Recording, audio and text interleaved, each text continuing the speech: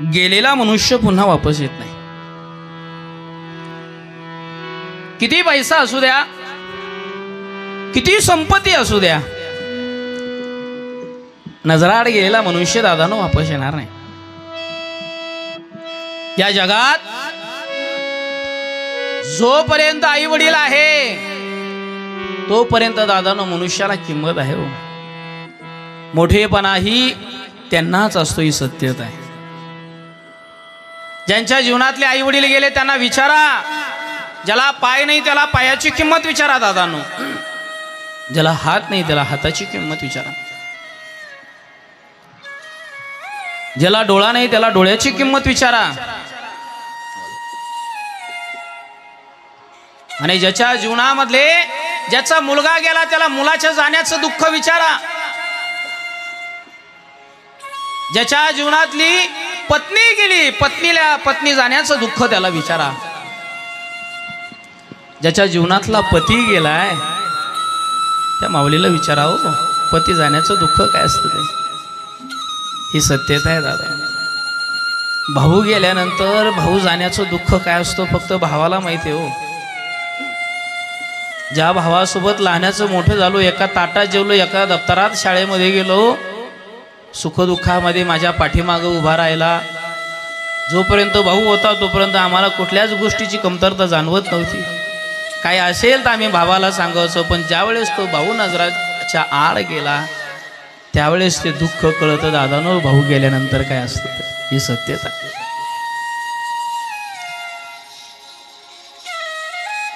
अरे कशी असू दे आपले वडील, कशी असू दे आपली आई, वय झालेलं असू दे आपल्या वडिलाचं, वरांड्यामध्ये बसलेले असतील, वरांड्यात झोपलेले असतील,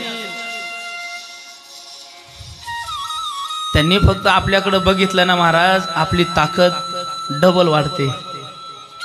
ज्या टायमाला तो वरांडा रिकामा होतो मनुष्य 4-4 वेळेस त्या वरांड्याकडे पाहतो, पण पाठीमागं आशीर्वाद राहत नाही. वही सत्यता आहे, सत्यता आहे.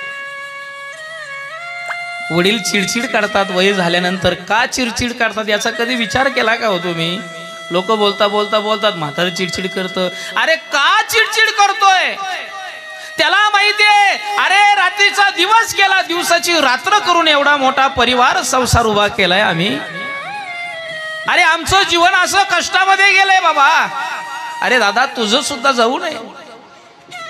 कुठल्या बापाने अपेक्षा केली की माझ्या मुलाने करोडो रुपये कमवावे आणि माझ्या नावावर माझ्या खात्यावर ते पैसे टाकावे? कुठल्या बापाने विचार केला हो? काही नाही. फक्त एकच अपेक्षा असते बापाची, माझ्या देखत माझ्या मुलामुलीचा संसार चांगला व्हावा. आणि ऐका दादानो, बापाचं प्रेम हे मुलीवर फार असतं. फार प्रेम करतो बाप पुरीवर, जे मुलावर कमी करतो अशातला भाग नाही. पण ही सत्यता आहे, बाप मुलीवरती फार प्रेम करतो. मुलाला तरी एखाद्या वेळेस फटका देईल, पण मुलीला कधीच महाराज फटका देणार नाही. हे बापाचं प्रेम आहे.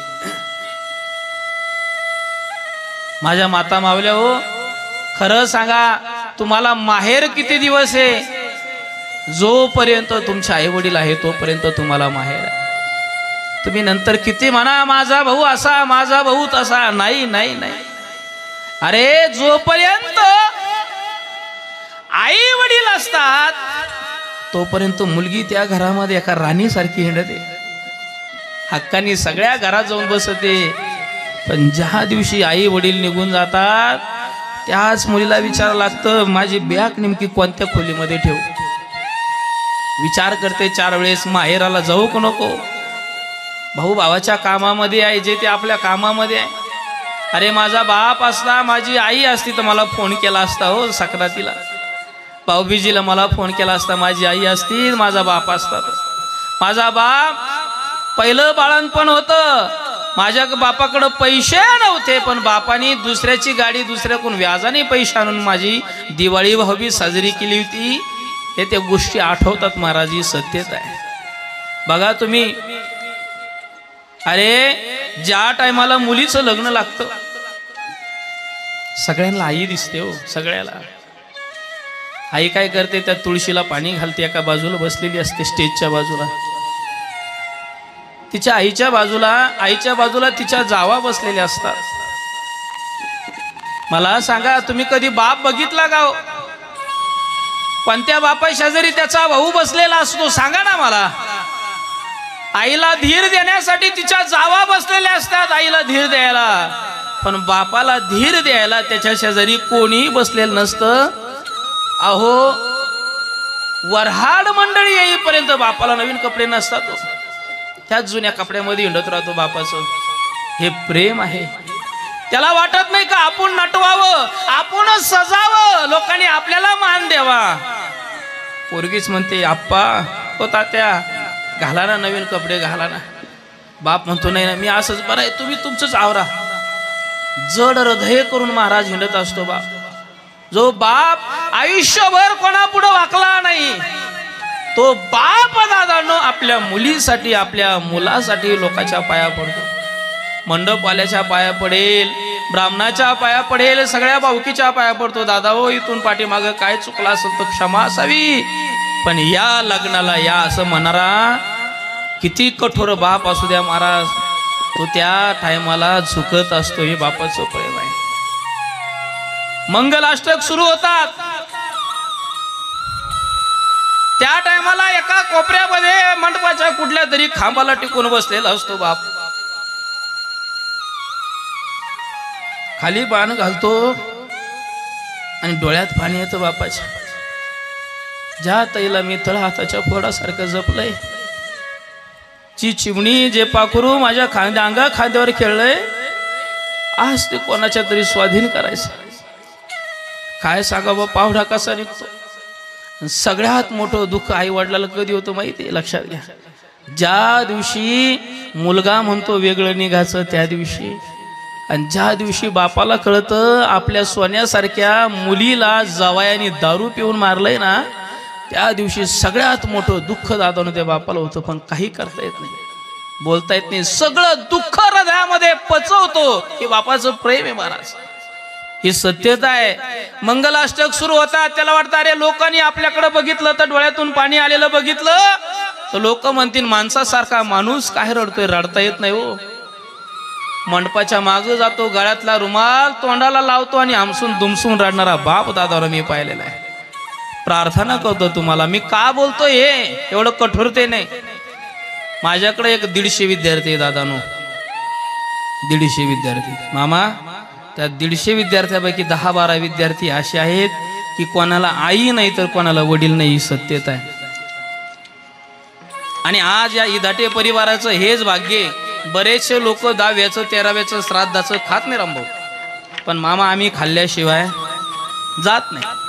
रोज 10व्याचं खातो, 13व्याचं श्राद्धाचं खातो, आम्हाला काही फरक पडत नाही. आणि तुम्हाला तुमच्या दारात वारकरी जेवतात, त्याच्यापेक्षा मोठं पुण्य तुम्हाला काय सांगा ना. अरे आज जर एकनाथ दादा कुठून पाहत असल तो म्हणत असन माझ्या लेकरांनी 10 वारकरी जेवू घातले. जा संदीप भाऊ पुरी हो, जा तुमच्या संसारामध्ये आनंदाने जीवन जगा, हा पित्राचा आशीर्वाद लागे.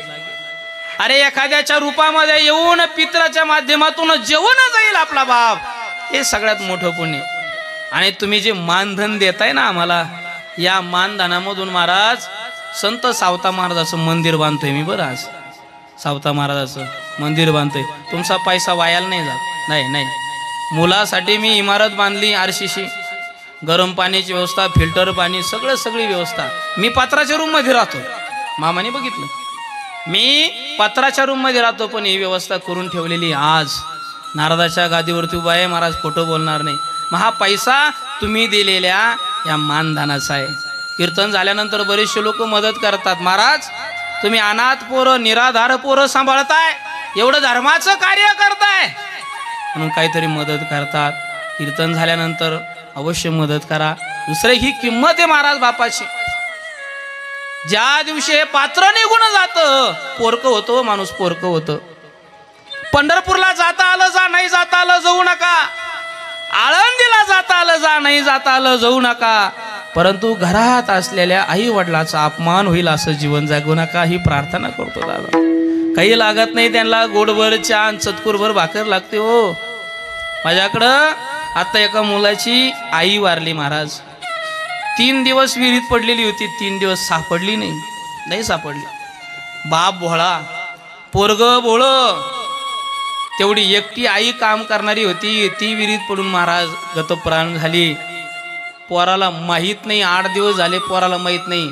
तिचं सगळा विधी पूर्ण झाला.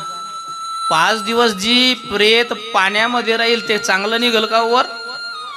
ती आई हप्त्याला यायची, म्हणायची महाराज आमच्या पोराला सांभाळा. भोळ होतं पोरग. आणि त्या मुलाने एका अटीवरती संस्थेत आलं, महाराज मी रोज संध्याकाळी मम्मीला बोलवून. बरं बोल बाबा. पण 8 दिवस झाले मम्मीचा फोन नाही आला. 3 वेळेस म्हणायचं माझ्या मम्मीचा फोन आला नाही. त्याला काय सांगावं तुझी मम्मी कशी गेली? ज्या दिवशी घरी गेला आणि ते फोटो बघितला लटकलेला, विश्वास होईना, नाही होईना. माझी आई भावाला खवळलं, अरे माझ्या आईला जाऊनच का दिलं? भोळा होता ना. चुलता चुलता असतो महाराज, ही सत्यता आहे. कोणी त्या पोरामधले आई वडील तर गेलेच. आजी आजोबाचं वय झालेलं, घरामध्ये एकटा नवरा, तो पण भोळा, ते कुठं खायचा. आणि ते पोरग महाराज आता संस्थेत आलंय. ज्या टायमाला एखाद्या मुलाची आई येते त्याला बिस्किटचा पुडा देते, एखाद्या मुलाची आई देते त्याला ते लाडू बनवून देते, त्यावेळेस त्याला आठवतं अरे आपली आई असती तर आपले कपडे धुवून दिले असते. ही सत्यता आहे महाराज. म्हणून जेवढं होता येईल तेवढं यांचं मन दुखवू नका, ही प्रार्थना करतो. आज जर एकनाथ दादाचं श्राद्धानिमित्त आपण या ठिकाणी आलोत. एकनाथ रमाजी धाटे, भगवान परमात्मा करो त्यांना पुढची सद्गती चांगली प्राप्त हो. त्यांच्या पश्चात असणारे त्यांचे चिरंजीव, त्यांच्या मुली, त्यांचे बंधू पुतळे आदी करून संपूर्ण धाटे परिवार यांना जे दुःख झालं यांना दुःखातून सावरण्याची ताकद देऊ, ही प्रार्थना भगवान परमात्माकडे करूया. आणि या कार्यक्रमासाठी